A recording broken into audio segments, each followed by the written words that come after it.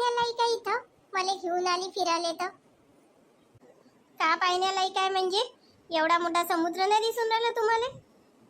त्या समुद्राचं का पाणी प्यायचं आपल्याला खारट खारट? थांबा आता, तहान लागली ना तर पार्टीभर पाणी आणतो न पाचतो तुम्हाला तेच पाणी. मला नाही लागत तहान वगैरे.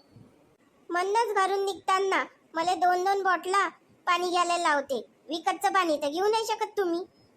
घेऊ शकतो मी विकतचं पाणी. जा मग, विकतचं पाणी घेऊ शकता ना? तिथं शेंगदाणेवाला बसलाय, मला ते खारेवाले शेंगदाणे आणून द्या खासाठी. घरूनच काऊन नाही करून आणलं? खारेवाले शेंगदाणे भाजी पोळी आपण इथंच बसून खाल्लं असतं. कधीतरी बाहेरचं खायला भेटते तर त्याच्यातही तुमची घनघन राहते. त्याच्यात कायची घनघन आहे? घरचं अन्न राहते, ते पौष्टिक राहते. एकाच दिवशी बाहेरचं खाल्ल्यानं पौष्टिकपणा कमी नाही होईन शरीरात.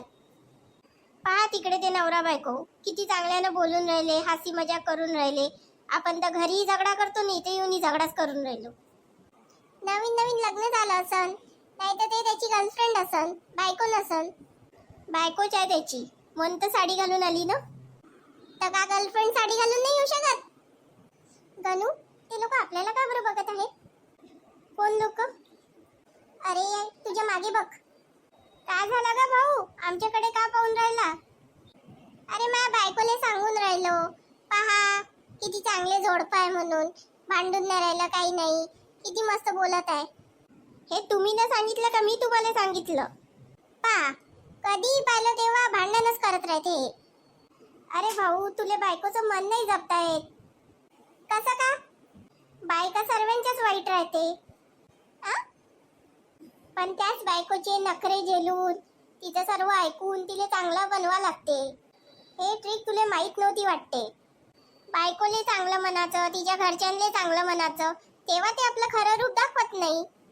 असं काहीतरी करावं लागते, तेव्हा बायको बरोबर राहते ना, आपल्या सोबत बरोबर वागते. गणू, थांब तू.